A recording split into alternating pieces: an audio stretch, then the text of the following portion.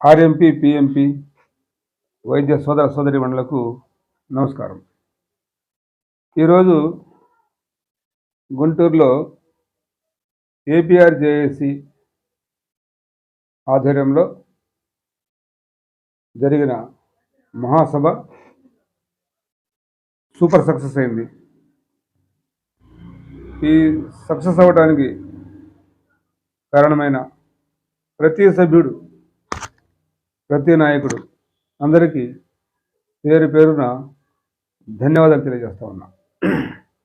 అయితే మనం ఈ పోరాటం దాదాపు 40 సంవత్సరాల నుంచి చేస్తూ ఉన్నాం గుర్తింపు కోసం. అయితే ఆ తరుణంలో గతంలో రాజశేఖర రెడ్డి గారు ఉన్నప్పుడు ఈ మీరందరూ విడివిడిగా సంఘాలు పెట్టుకుంటే కుదరదు, అందరూ ఒకే తాటి మీద రండి అన్నప్పుడు ఈ పెద్ద పెద్ద నాయకులందరూ కలిసి ఫెడరేషన్ ఏర్పాటు చేసుకుని కొన్ని సంఘాల సమాఖ్య, అంటే సంఘాలు కలిసి పెట్టుకునే దాన్ని ఫెడరేషన్ అంటారు. ఆ ఫెడరేషన్ ఏర్పాటు చేసుకుని పెట్టుకుంటే అని ఆ ఏకతాటి మీదకి వచ్చి రాజశేఖర గారి దగ్గరికి రిప్రజెంటేషన్ ఇవ్వడానికి వెళ్ళటం, ఆ తర్వాత ఆయన దాన్ని ఒప్పుకోవడం, అప్పుడు 420 జీవో ఇవ్వడం, ఇదంతా జరిగింది. అలాగే అప్పుడు తర్వాత ఆ తర్వాత ఏం జరిగితే ఆ ఫెడరేషన్లో నుంచి కొంతమంది బయటికి వెళ్ళి, కొంతమంది నాయకులు వాళ్ళు కొన్ని సంఘాలు కలుపుకొని వాళ్ళు ఫెడరేషన్ పెట్టి, ఇంకొక నాయకుడు బయటికి వెళ్ళి ఇంకో కొన్ని సంఘాలు కలుపుకొని ఇంకొక ఫెడరేషన్ పెట్టి, ఇట్లా మళ్ళీ 3 ఫెడరేషన్లు అయింది. ఇప్పుడు కూడా చంద్రబాబు నాయుడు గారు దగ్గరికి మన సమస్యల్ని తీసుకెళ్ళి మన గుర్తింపు తీసుకురావడం కోసం ఏదైతే కష్టపడుతున్నారు శ్రీ టీడీ జనార్దన్ గారు, వారేం చెప్పారంటే గతంలో రాజశేఖర్ గారు చెప్పినట్టే మీరందరూ ఇట్లా విడివిడిగా ఉంటే కుదరతాయా, అందరూ కలిసి రండి అన్నప్పుడు అప్పుడు మన సీనియర్ నాయకులందరూ కూర్చొని మాట్లాడుకున్నారు. మళ్ళీ ఇట్లా కలిసి చేద్దామంటే అప్పుడు సంఘాల మొత్తం కలిసి ఫెడరేషన్ అయింది. ఈ 3 ఫెడరేషన్లు కలిసి ఇప్పుడు ఏం చేశారంటే జేఏసీ, అంటే జాయింట్ యాక్షన్ కమిటీ, అన్నీ కలిపి మళ్ళీ 3 ఫెడరేషన్లు, అంటే ఒక్కొక్క ఫెడరేషన్లో 20 సంఘాలు ఉండొచ్చు, ఒక ఫెడరేషన్లో 16 సంఘాలు ఉండొచ్చు, ఒక ఫెడరేషన్లో 22 సంఘాలు ఉండొచ్చు. అటువంటి ఏదైనా కానీ ఇట్లా ఫెడరేషన్లు ఉంటే 3 ఫెడరేషన్లు కలిపి మళ్ళీ జాయింట్ యాక్షన్ కమిటీ కిందకి వచ్చి ఒకే తడి మీదకి వచ్చి మళ్ళీ పోరాడదాం, మళ్ళీ గవర్నమెంట్ దృష్టికి తీసుకెళ్దామని వచ్చారు. అలా జేఏసీగా ఏర్పడి రాష్ట్ర వ్యాప్తంగా ప్రతి ఉమ్మడి జిల్లాలో ఈ రకంగా సమావేశాలు, మీటింగ్లు పెట్టుకుంటూ అక్కడ స్థానిక ఎమ్మెల్యేలని, స్థానిక మంత్రుల్ని, స్థానిక ప్రజాప్రతినిధుల్ని పిలిచి మన సమస్య అసెంబ్లీలో చర్చించమని, పార్లమెంట్లో చర్చించమని, దీని పరిష్కారం చూపించమని చెప్పి ఇలా మన నాయకులందరూ, జాయింట్ యాక్షన్ కమిటీలో ఉన్న నాయకులందరూ ప్రభుత్వానికి విన్నపాలు పంపిస్తూ ఉన్నారు. ఇది జరుగుతూ ఉంటే ఈరోజు గుంటూరులో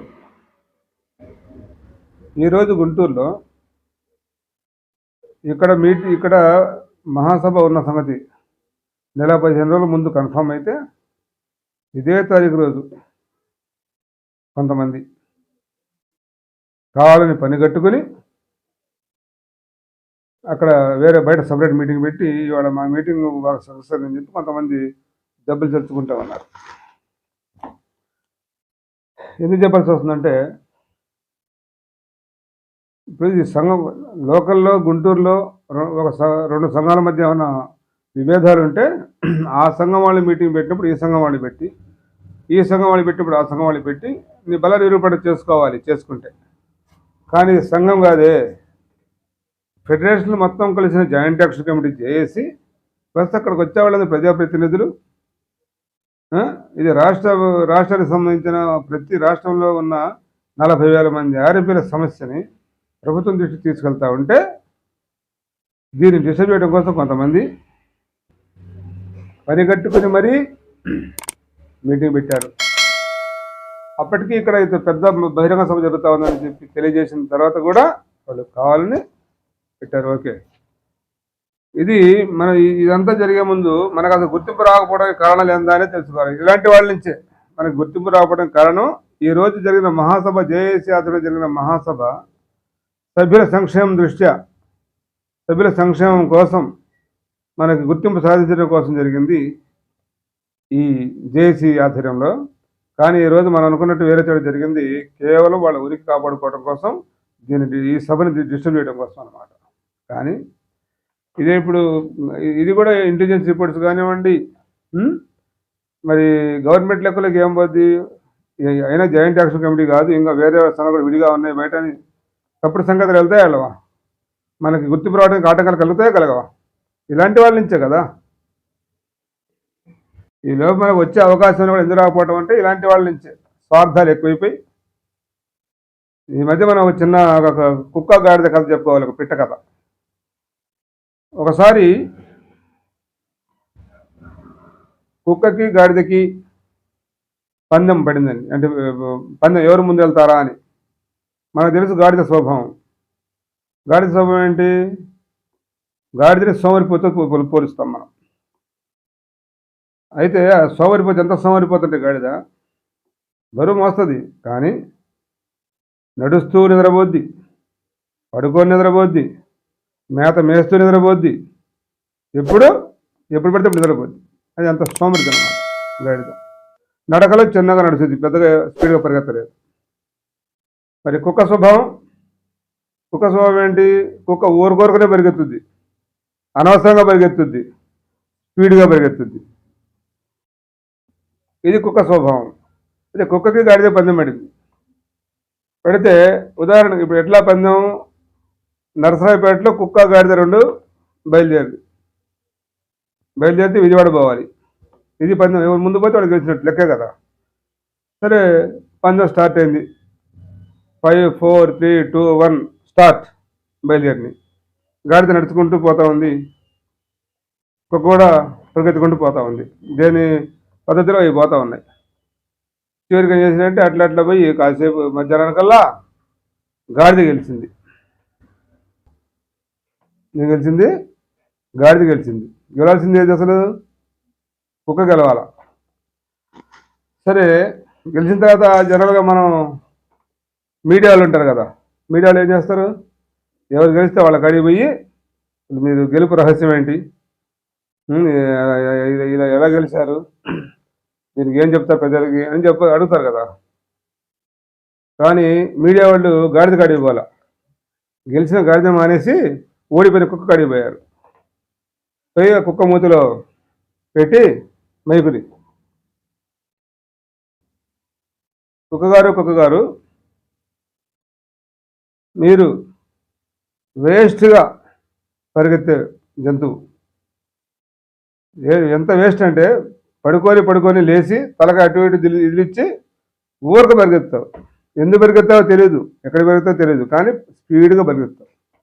అలాంటి స్వభావం మీరు ఒక స్లోగా నిద్రపోతూ నడిచి, మేస్తూ నిద్రపోయి, తాగుతూ నిద్రపోయేది, నడుస్తూ నిద్రపోయేది, అలాంటి సమరిపోతూ గాడిద మీద ఓడిపోయారు.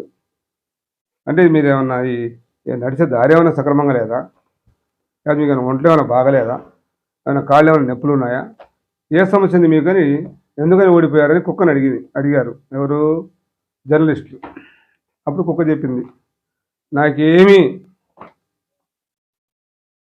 అనారోగ్యం లేదు, నేను బాగా హుషారుగానే ఉన్నాను, నా కాళ్ళు నొప్పులు లేవు, రోడ్డు బాగానే ఉంది, అన్నీ సక్రమంగానే ఉన్నాయి. కానీ ఓడిపోవడానికి కారణం ఏంటంటే, నేను ఓడిపోవడానికి కారణం గాడిదలు కాదు, గుర్రాలు కాదు, ఏనుగులు కాదు, సింహాలు కాదు, పులులు కాదు, మా వాళ్ళే. ఎవరు, మా కుక్కలే. నేను పరిగెత్తూ ఉంటా. నేను నర్సరాపేటలో బయలుదేరి పేరచలు వచ్చేసరికి కొన్ని కుక్కలు అడ్డం వచ్చి, ఆ నుంచి బయలుదేరి గుంటూరు వచ్చేసరికి కొన్ని కుక్కలు అడ్డం వచ్చి వాటికి సమాధానం చెప్పి, మళ్ళీ అక్కడి నుంచి వెళ్ళేసరికి మంగళగిరి కొన్ని కుక్కలు. ఈ రకంగా ఈ కుక్కలన్నీ సమాధానం చెప్తా వచ్చేసరికి నేను వెనకబడిపోయాను. అదేమో నడవటం మొదలుపెట్టిన స్లోగానే గాడిద. కానీ దాన్ని ఆపిన వాళ్ళు ఎవరు లేరు, అందుకని నడుచుకుంటూ అది నాకంటే ముందు పోయింది. నేను అన్ని అవకాశాలు ఉండి కూడా మా కుక్కలు సమాధానం చెప్పలేక ఓడిపోయానని చెప్పింది కుక్క. ఇదే కథ. ప్రభుత్వం అనుకూలంగా ఉంది. మన పక్క రాష్ట్రం తెలంగాణలో కూడా 100% దాకా అయిపోవచ్చింది, దాదాపు 90% అయిపోయింది గుర్తింపు ఇవ్వడం. ఇవ్వడానికి దగ్గరకు వచ్చింది టైం అని మనకి సమాచారాలు ఉన్నాయి. అలాగే మనకు కూడా సానుకూలంగా ఉన్నారు మన ముఖ్యమంత్రి గారు కూడా. ఇలాంటి సమయంలో ఎక్కడెక్కడన్నీ ఉన్న సంఘాలు మొత్తం కలుపుకొని జాయింట్ యాక్షన్ కమిటీగా ఏర్పడి చేస్తా ఉంటే మళ్ళీ లింగుమని మళ్ళీ ఇంకొక నాకు 400 మంది అనుకుంటే 700 మంది వచ్చారు. అసలు నీకున్న సభ్యులంతా 700 మంది ఎటు వస్తారు? వచ్చారు 700 మంది వచ్చారు, వాళ్ళు 18 మంది వచ్చారేమో. వస్తే రావచ్చు, దానికి ఏముంది? నువ్వు చెడగొట్టాను కదా చేసింది. ఇప్పుడు ఇక్కడ డిస్ట్రిబ్యూట్ రాష్ట్ర వ్యాప్తంగా ఉమ్మడి జిల్లాలు 13 లేదా 26 జిల్లాలు, అన్ని జిల్లాల్లో ఉన్న ప్రతి జిల్లా నుంచి నాయకులు మన గుంటూరు వచ్చి ఇక్కడ ఇంత పెద్ద బహిరంగ సభలాగా పెద్ద మహాసభ జరుగుతూ ఉంటే, అంటే ఇక్కడ మళ్ళీ డిస్టర్బెన్స్ ఉంది ఇక్కడ కూడా అని వాళ్ళందరికీ తెలిసి నెగిటివ్గా ఉండటం కోసమే కదా పెట్టింది ఆ మీటింగ్. లేకపోతే ఇంకా ఈ నెలలో ఇంకా డేట్లు ఏమి లేవా మీటింగ్ పెట్టాలి? ఆలోచించాలా ఎందుకు ఎరగబడుతున్నామా అని. సభ్యుల సంక్షేమం కోరిన వాళ్ళైతే ఎవరు అట్లాంటి పని చేయరు, జేసీలోకి వచ్చి కలుస్తారు. ఇవాళ కలిసిన వాళ్ళు అందరిలో కూడా కాస్త కోస్త మనస్పర్ధలు ఉన్న వాళ్ళు ఉంటారు, కానీ సభ్యుల సంక్షేమం రీతి అందరూ కలిశారు. అట్లా కలవాలి. లేదా నువ్వు కలవాలి ఇష్టం మానుకో, ఈ డిస్టర్బెన్స్ ఎందుకు? ఇంకో డేట్ పెట్టు. ఇదొకటి. మళ్ళీ ఈ సందర్భంగా నేను ఆ హాస్పిటల్ వాళ్ళకి ఎవరైతే స్పాన్సర్ చేశారో వాళ్ళు కూడా చెప్పదలుచుకున్నా. ఎవరికి ఉండాల్సి వాళ్ళకు ఉంటుంది. ఏమి అయితే వాళ్ళు డాక్టర్స్ కావచ్చు, అయితే కావచ్చు. ఈరోజు ఇలా పెద్ద మహాసభ జరుగుతూ ఉంటే రాష్ట్ర వ్యాప్తంగా నాయకులు వస్తున్నారు. ఉమ్మడి గుంటూరు జిల్లాలో మొత్తం అన్ని సంఘాలు కలిసి జరుగుతూ ఉందని చెప్పి మేము ఆ హాస్పిటల్ తెలియజేశాం. ఆ హాస్పిటల్ యాజమాన్యానికి వాళ్ళ పిఆర్ఓల ద్వారా తెలియజేశాం. అయినప్పటికీ అదే రోజు, అంటే మేము డేట్ మార్చమన్నాం అంతే, అసలు ఆపమల్లా డేట్ మార్చమన్నాం. అదే రోజు పెట్టారంటే అంటే 250 మంది కావాలా, 2500 మంది కావాలా? మాతో అవసరం లేదు కదా, ఇక మా కాడికి రారు కదా వాళ్ళు. ఆ పిఆర్ఓలు కానీ ఆ హాస్పిటల్ వాళ్ళు కానీ సరిగ్గా నెల 15 రోజుల క్రితం ఇదే హాస్పిటల్ యాజమాన్యం మన పల్నాడులో ఒక డివిజన్ లీడర్సు పని నుండి వెళ్తే హాస్పిటల్కి వాళ్ళతో మాట్లాడుతూ ఆ హాస్పిటల్ యాజమాన్యం వాళ్ళు ఏమన్నారంటే, కుక్కలకైనా పెడతాం కానీ అన్నం ఆర్ఎంపీలకి పిలిచి అన్నం పెట్టాం, అలాంటి మోసగాళ్ళు ఆర్ఎంపీలు అని చెప్పి నానా రకాల మాటలు అన్నారు ఆ హాస్పిటల్ యాజమాన్యం వాళ్ళు. మరి ఈరోజు అక్కడ పెట్టారు అంటే వాళ్ళు ఆర్ఎంపీలు కాదా?